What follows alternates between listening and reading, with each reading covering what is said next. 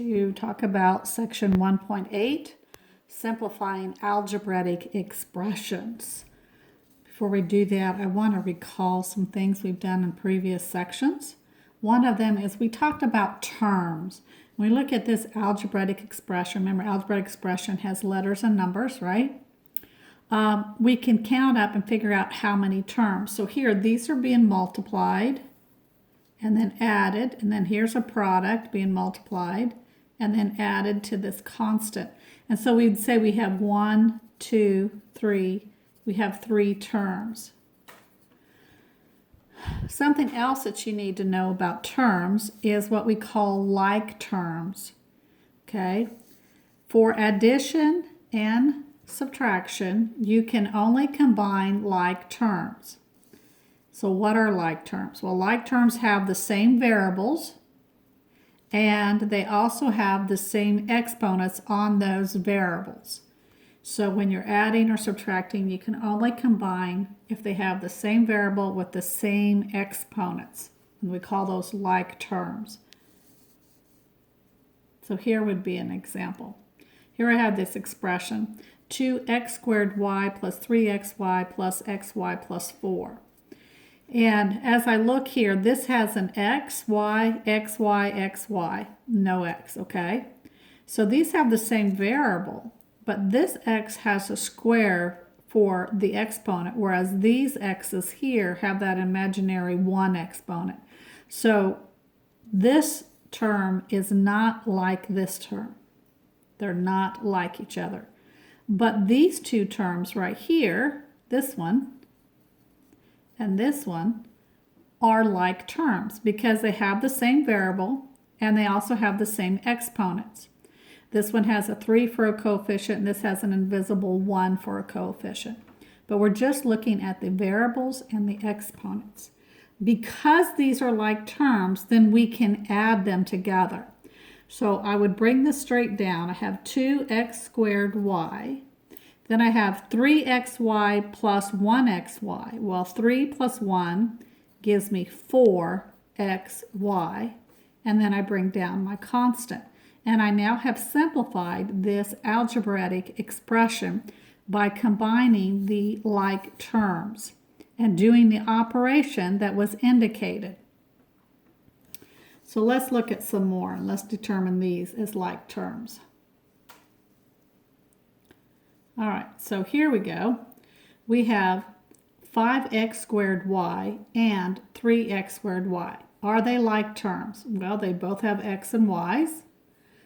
This one has the x has the exponent of 2, y has exponent of 1, exponent of 1.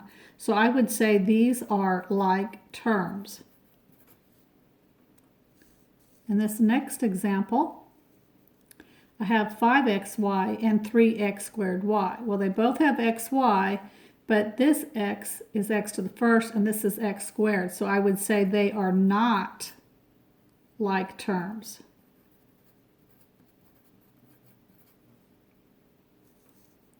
How about this one? 5x and 3y. Well, they both have different variables. So I would say they are not like terms. Okay, so you've been identifying like terms. Think of a bowl of fruit. Let's think for a minute.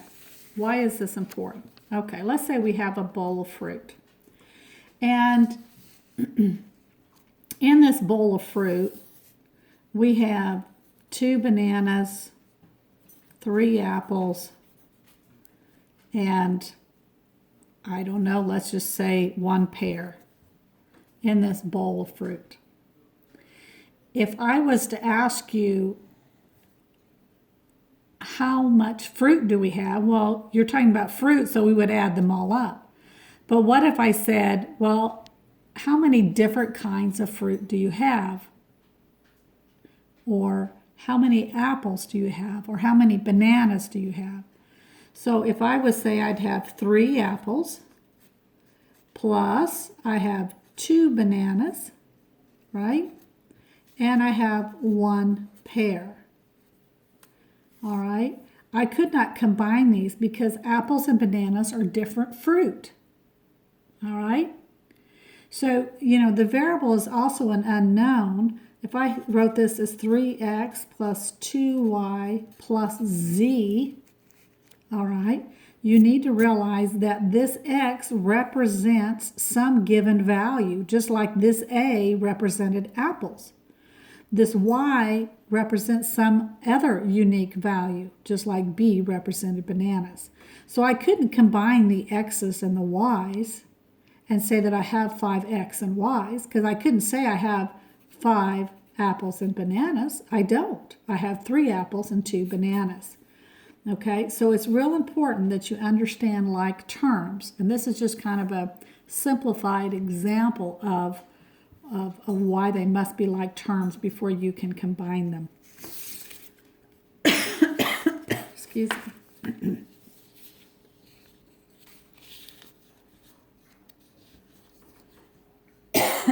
Excuse me, I haven't talked very much this morning, so my voice doesn't want to work. Okay, so example 1.8b, it says identify like terms. So looking at the first one, we have 6y, 2z, 12y, and 6. All right, the only ones that are like terms is these two right here. So I would say 6y and 2y are like terms. The next one, they say identify the like terms. So let's look here. They all have CD for variables. This one has a c squared, c to the first, c to the first, c squared, c to the first. So these two right here are the only one that have c squared. So let's check and see if the d's match up. D to the first, d to the first. So I could say that 7c squared d and 9c squared d are like terms. So I could say these two are like terms. Okay? But let's look at the next ones. This was c to the first, c to the first, c to the first. This is d squared, d squared, d squared. So I could say that these three remaining expressions are also like terms to each other. All right? So the ones that are circled are like terms to each other. Okay? So I have identified like terms. Now, you recall the community property that we talked about before that basically says that A plus B is the same thing as B plus A. Switching the order doesn't matter in addition, and it didn't matter also in multiplication. It does matter in subtraction and division. Okay? So again, that's like saying 2 plus 3 is the same thing as 3 plus 2. Okay, we've talked about that. Well, the community property, we're going to be applying that today when we combine our like terms.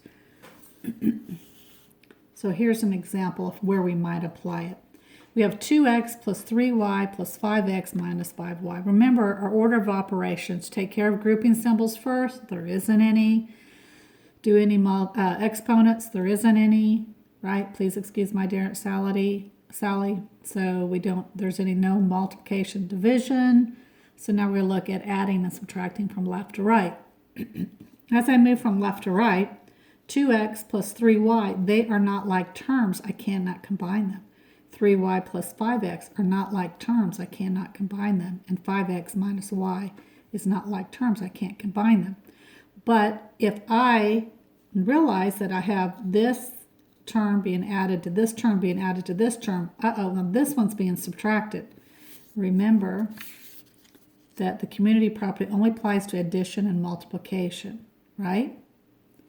So if I had 3 minus 2, I can change this to addition problem. Remember my rule? By adding, this is saying subtract a positive 2. Well, what happens if I add a negative 2? Here, 3 minus 2 is 1. 3 plus a negative 2 is 1. It doesn't change anything other than I now have addition. Okay? So why is that important? Well, because here I'm subtracting.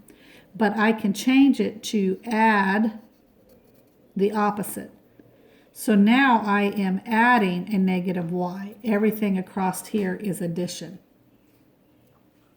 which means I can apply the community property and I can switch the order. So I'm going to write 2x.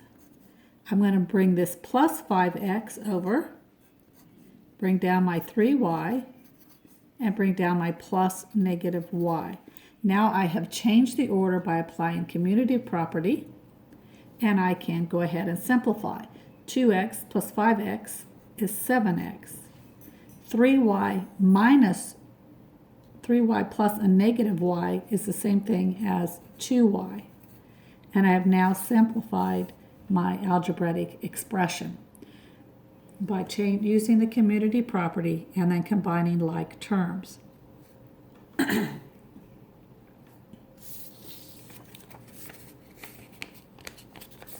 All right, there is another property that I'd like to introduce to you, which you've had before in pre-algebra, but it's new here.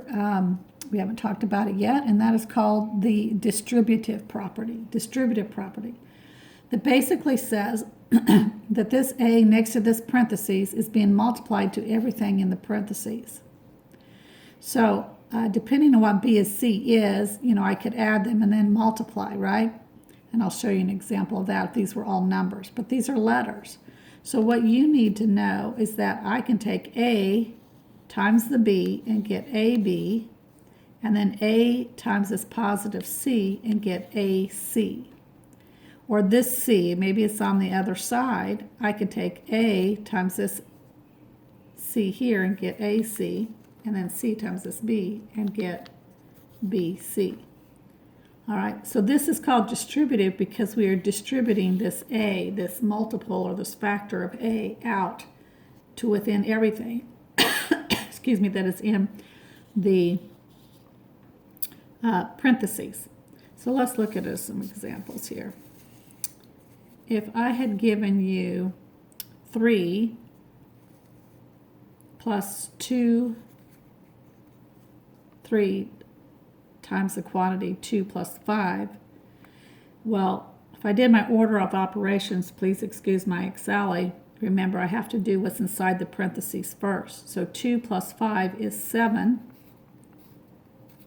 Check for exponents, none. Now multiplication, this means multiply 3 times 7 is 21.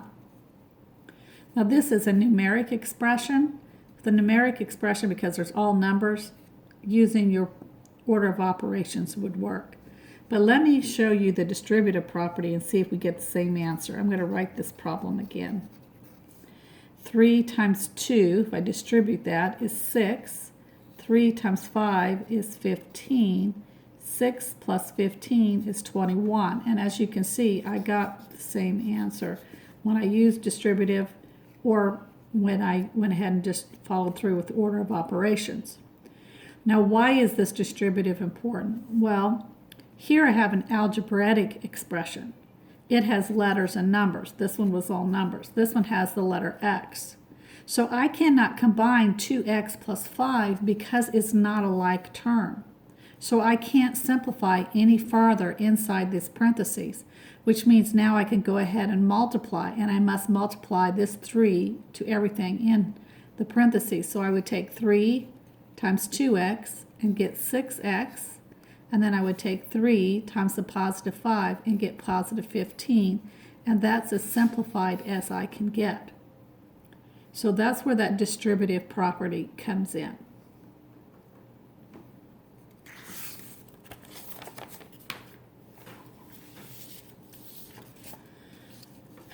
Now, when you're using the distributive property, you need to be very careful with your signs, especially negative. You've got to remember your sign rules, right, for all your operations, but be very especially careful with negatives.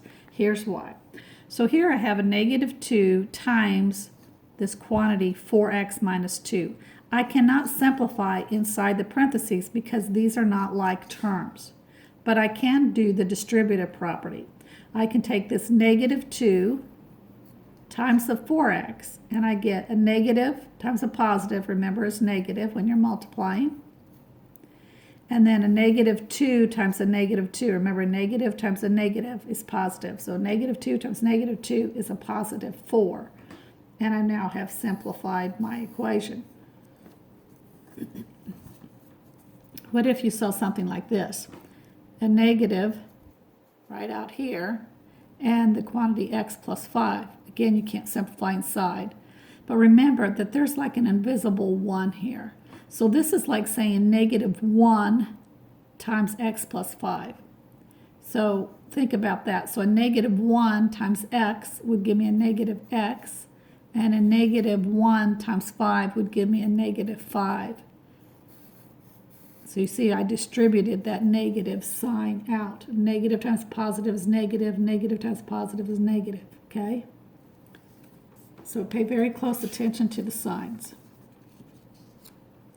In example 1.8a, again, they ask you to, excuse me, to simplify the expression by removing the parentheses.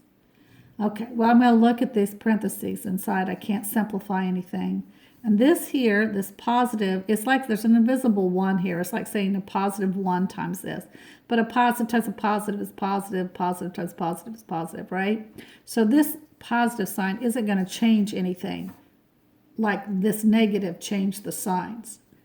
So basically, I can just drop the parentheses, and I end up with, whoops, drop the parentheses, and then I wrote it, d plus x plus 2. But here, if I drop the parentheses, I got to remember there's a negative 1 there. This negative changes the sign like it did up here. So I'll bring down my r. A negative times a positive is a negative y. A negative times a negative is a positive 12. So as you can see, it does make a difference. You've got to pay close attention to those negative signs. Okay, here's the other problem. Let's look at this first one here. We have a plus 3 times the quantity 7z plus 2. We're going to use our order of operations. Please excuse my dear Aunt Sally, right? Well, I can't do anything inside the grouping symbols. There isn't any exponents. So now I'm going to multiply from left to right. So here's a multiplication. So I'm going to get a plus, multiply this 3 times 7z, and I get 21z. 3 times 2, and I get 6, right? And then once you've simplified, now you need to check and see is there any addition or subtraction from left to right. In other words, are there any combined terms in which I can combine these terms? Okay? And there isn't. Okay? This next one. Again, I can't do anything inside the parentheses, but I can multiply this negative 12 through. So I'm going to bring down my m. Then negative 12 times a positive 2w gives me a negative 24w. Then a negative 12 times a positive 4 gives me a negative 48. So I now have simplified and I have removed my parentheses.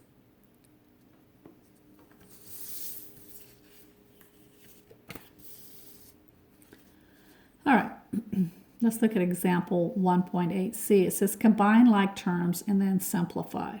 All right, so I'm going to look here. Basically combine like terms, but really what you're doing is you're simplifying. They're just indicating that they're, in this sense, there is no parentheses, there is no exponent. So now you're ready to combine like terms. Well, I have a 3x, right? I'm going to put squiggly here, and a negative 4x. So those are like terms. And this here, these two are like terms, okay? But I cannot switch the order because there's a subtraction here unless I change it to add the opposite. Now everything's being subtracted. So I'm going to write 3x. I can apply that a community property. 3x plus a negative 4x plus 12y plus 5y. Well, 3x plus a negative 4x gives me a negative x.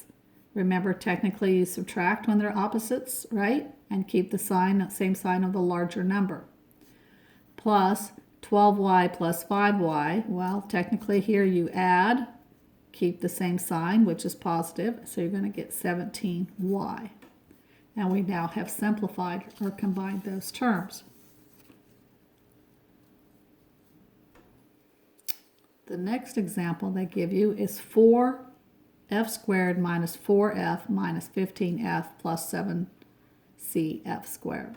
So I cannot, this square belongs to the f, not the 4, so don't write 16. Don't write 4 times 4. Remember, that square belongs to that f. Okay?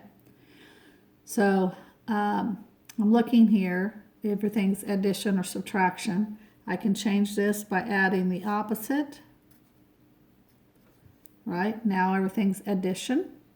I realize that these two here are like terms and they're already in a nice order. I don't really need to apply community property here. I could just go ahead and combine. So I'm going to get 4f squared and then a negative 4f plus a negative 15f. They're like signs, so I'm going to add, keep the same sign. So I'm going to get a negative 19f plus 7cf.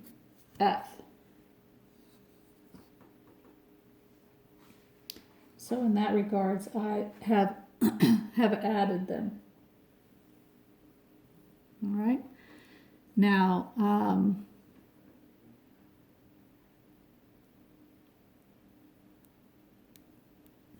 your book has rewritten the answer to 4f squared plus 7cf minus 19f. Okay, either answer is correct. There is a reason for that, and I'll get into that a little later on. Okay. Section 1.8d, it says simplify. So here is our next problem. It says simplify. Okay.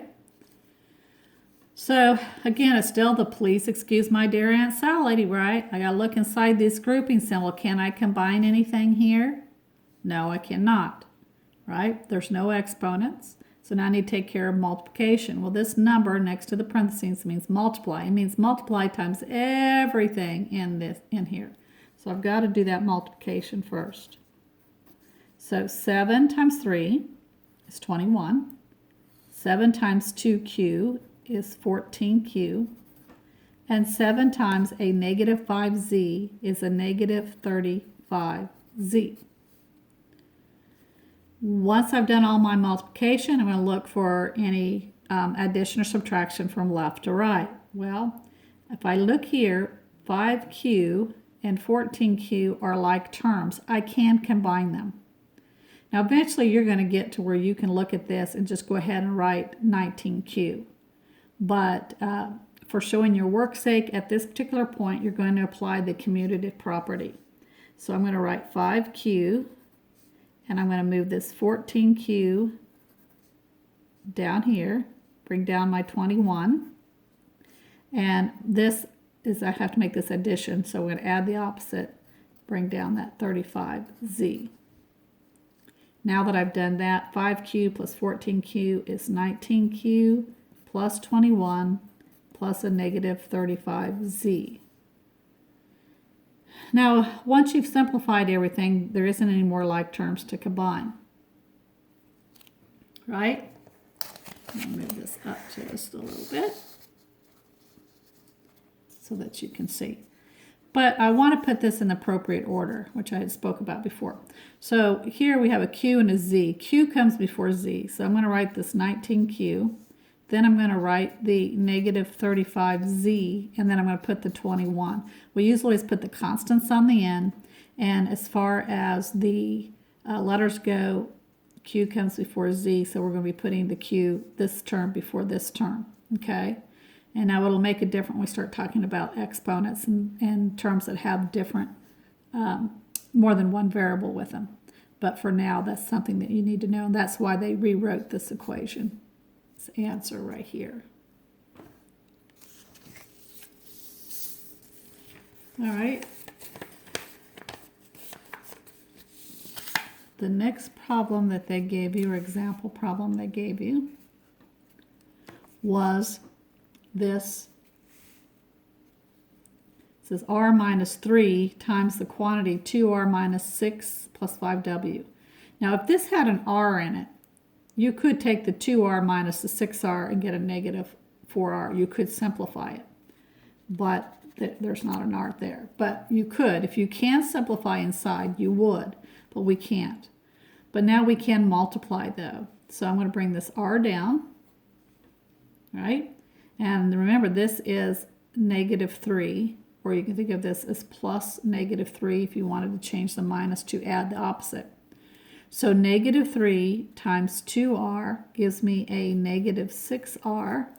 Negative 3 times a negative 6 gives me a positive 18. A negative 3 times a positive 5 gives me a negative 15w. And now you have distributed, look, see if there's anything you can combine. Well, here are like terms. We don't have to apply the community property because they're already in that order. So we have r minus 6r, or you can think of that as plus a negative 6r. So my answer is going to be a negative 5r when I combine these two.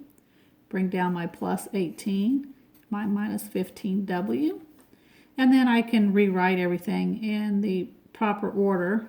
I'll make this plus negative. So r comes before w, so I'm going to put this term first. Then I'm going to put my negative 15w, and then I'm going to put my constant on the end.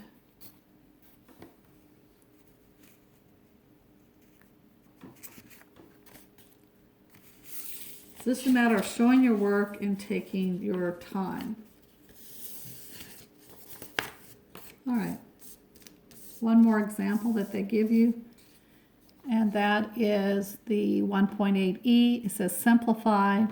So I'm going to do this same problem two different ways. And so if I go by what I had just been telling you, we can't simplify with inside the grouping symbols, but we can multiply and distribute. So watch what happens when I distribute. This negative 2 times a gives me a negative 2a, and this negative 2 times b gives me a negative 2b. This negative 4 times a gives me a negative 4a, and this negative 4 times b gives me a negative 4b. This positive 3 times a gives me a positive 3a, and then the 3 times the b gives me a positive 3b. Now that I have done all my multiplication, I can add and subtract from left to right, but I want to apply that community property and put everything in order. So I'm going to change these to plus, add the opposite, just so that you know we're adding the opposite, everything's addition. And I'm going to put, here's my a terms. I'm going to put them together. So I have negative 2a plus a negative 4a plus 3a. And then these are like terms, right?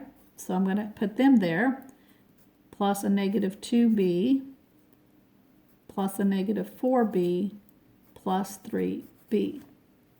So now if you look, these three terms are the same, and these three terms are the same as far as like terms. So I can combine them. A negative 2a plus a negative 4a gives me a negative 6a. I'm going to bring this 3a down. Whoops, 6a. Negative 6a plus 3a gives me a negative 3a. Here, a negative 2b minus a negative 4b gives me a negative 6b plus 3b. Negative 6b plus 3b gives me a negative 3b. And so here is my answer. Negative 3a plus a negative 3b. All right, so that's a lot. Distributing that out, applying that community property to rearrange, and then combining your like terms. Well, let's look at this problem again. Here's the same problem. I've just rewritten it out again.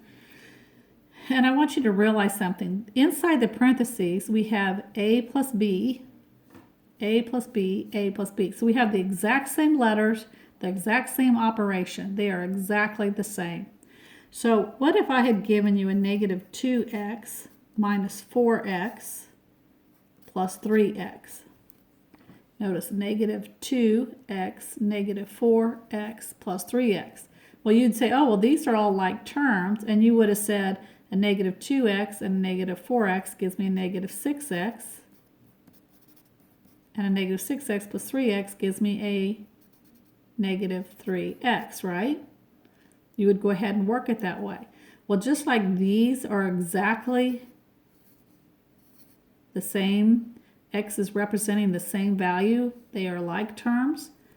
This is a like term in the sense that a plus b, that expression is expressing the same particular value. We don't know what a and b is. You know, if I told you a was 3 and b was 4, then this would be 12, and this would be 12, and this would be 12, you see? So they're the same. So instead of distributing this out, what I could realize is I can go ahead and combine coefficients like I did here. So negative 2 minus 4 is a negative 6, negative 6a plus b. Bring down this plus 3a plus b. And negative 6a plus b plus 3a plus b gives me a negative 3a plus b. All right, and now I can distribute this 3. Negative 3 times a gives me a negative 3a, and negative 3 times b gives me a negative 3b. So my answer is negative 3a plus a negative 3b. Notice that's the same answer I got here, negative 3a plus a negative 3b. I've worked these problems both in two different ways. This one was less writing and faster than this one. So if you notice that the expression or the variables are exactly the same, even if they're within the parentheses, then you can go ahead and combine your coefficients with them, like we did here. All right, go ahead and do your icon, blue icon, as homework.